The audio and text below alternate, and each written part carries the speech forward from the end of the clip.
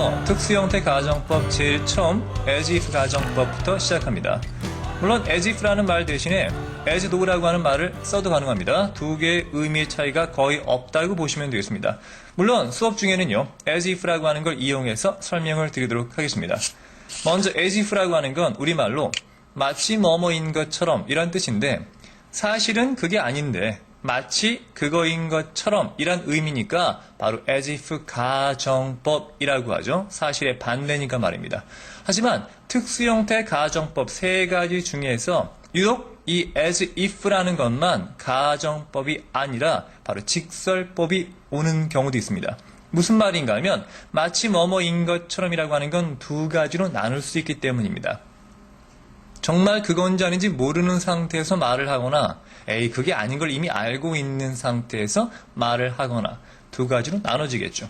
자, 이게 무슨 말인가 쉽게 이해시켜 드리기 위해서 쌤이 짧은 남녀 간의 대화를 만들어 봤습니다. 이 짧은 대화를 통해 as if의 추측과 가정의 차이를 한번 잘 살펴보시기 바랍니다. 자, 아래쪽에 예문을 보도록 하죠. 자, 먼저 여자가 말합니다.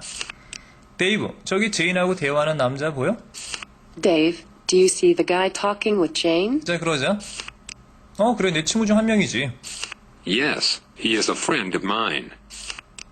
저 사람 자기가 의사인 것처럼 말하고 있는데 저 사람 의사야?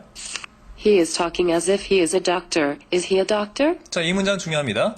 의사인 것처럼, 즉 마치 뭐뭐인 것처럼 이란 말이겠죠. 그럼 이게 가정입니까? 지금처럼 현재 말하고 있는데 동사를 현재형을 썼지요. 그럼 뭡니까? 그 시제에 맞게끔 그 시제 동사를 쓴다는 건 직설법이랬죠. 무슨 말입니까? 직설법 현재 형태입니다. 말 그대로 가능성이 있는, 잘 모르는 내용이라는 얘기죠. 따라서 아직 의사인지 아닌지 확실하지 않을 땐 추측입니다. 가능성이 있겠죠. 아직까진 의사일 수도 있습니다. 답변을 안 들었으니까 말이죠. 다음 대답 한번 들어볼까요?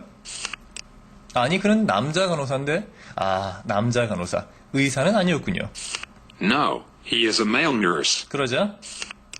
근데 왜 의사인 것처럼 말하는 거야? Then, why is he talking as if he were a doctor? 자, 이 문장 또 중요하죠. 의사인 것처럼이라고 하는 한국말은 달라진 게 없습니다. 하지만 영어는 달라지겠죠. 왜냐하면 영어에서는요, 이 가능성의 정도에 따라서 시제 형태가 달라진다고 하지 않았습니까? 따라서 이번엔 is가 과거로 바뀌었죠. 왜요? 시제가 달라진 게 아니라 다만 뭐가 달라졌습니까? 가능성이 달라졌죠. 이건 가정법 과거가 됩니다. 왜? 현재 사실의 반대니까. 현재 사실? 이제는 내가 알잖아요. 의사가 아니란 걸 이미 알고 있는데 의사인 것처럼이라고 해서 사실의 반대로 말하니까 가정이죠. 더 이상 의사일 가능성은 없게 됩니다. 이해되시겠습니까? 자, 왜 의사인 것처럼 말하는 걸까요? 아마 제인한테 잘 보고 싶은 모양이지. 제인을 좋아하는 남자인가 보죠.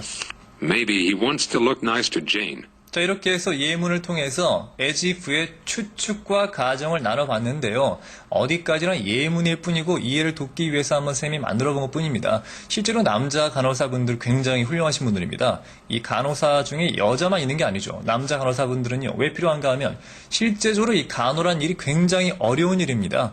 그렇죠? 그래서 이 남자 간호사 분들은요, 그런 여자분들이 하기 힘든 어려운 일을 도맡아 하시는 굉장히 훌륭하신 분들입니다. 예문을 혹시 공부하시던 분들 중에 남자 간호사 분 계시면 쌤이 정말 미안합니다. 어쩔 수 없이 예문을 위해서 만든 것 뿐입니다. 죄송하다는 말씀을 전해드리면서 절대 남자 간호사 분들 비하하기 위한 마음이 아닙니다. 이해가 되셨길 바랍니다. 넓은 마음으로. 자, 일단 정리 한번 해보도록 하죠. 자, 그는 마치 부자인 것처럼 보인다 라고 하는 문장도 의미가 크게 두 가지로 나눠질 수 있겠죠. 첫 번째는 실제 부자인지 모르는데 부자처럼 보이네 이거나 부자도 아닌데 부자인 것처럼 보이네 이거나 말이죠. 자, 두 가지 나눠봅니다. 지금처럼 It looks as if he is rich. 자, 현재형을 쓴다는 건 뭡니까? 말 그대로 직설법 추측이죠. 아직 모르고 있는 겁니다. 그러니까 부자일 가능성도 있는 상황이겠죠. 하지만 아래쪽처럼 말이죠. It looks as if he were rich. 지금처럼 현재임에도 불구하고 과거형 동사를 쓴다는 건 이미 알고 있는 겁니다. 뭐라는 걸? 부자가 아니라는 걸. 그 알고 있는 걸 반대로 얘기하는 거니까 가정법. 과거가 되겠죠? 더 이상 부자일 가능성은 없다는 게 되겠죠. 됐습니까? 여기까지 보실 말이죠. 바로 주절은 looks. 현재가 오고 있죠. 자, 주절도 현재. as if 뒤에 나와 있는 내용도 현재. 즉, 주절과 종속절이 같은 현재 시점의 상황을 얘기하고 있는 거 아닙니까? 자, 다음 페이지 가서 말입니다. 주절은 현재가 똑같으나 이 종속절이 현재 또는 과거로 바뀌는 걸 한번 살펴보겠습니다. 우리말로 한다면 이런 거죠.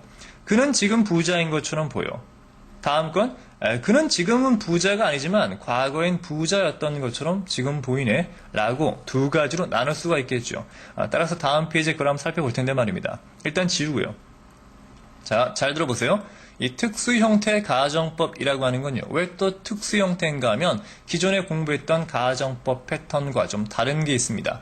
기존에 공부했던 건 뭡니까? 현재의 반대면 과거로, 과거의 반대면 과거 완료로 가죠. 하지만 특수 형태 가정법에서는요. 그렇게 따지는 게 아닙니다. 자, 왜 그런가 결론만 말씀드리면 굉장히 간단할 수 있는데 일단 쌤 개인적인 지론은요. 수학도 그냥 공식만 암기하는 것보다 왜 그 공식이 나오게 됐는가를 아는 게 더 중요할 수 있듯이 as if 가정법을 통해서 왜 그런가를 먼저 설명드립니다. 다소 약간 복잡할 수 있습니다. 따라서 다음번 강의와 그 다음 강의는 그런 과정을 설명드리기 위한 거고 마지막 as if가 4단계까지 있는데 정 복잡하다 싶으신 분들은 4단계만 잘 보셔도 사실은 공부에 아무런 지장이 없습니다.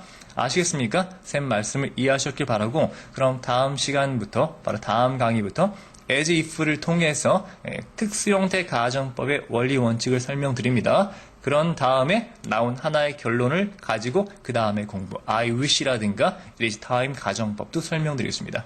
자, 마음 단단히 잡수시고 다음번 강의로 넘어가죠. 자, 넘어갑니다.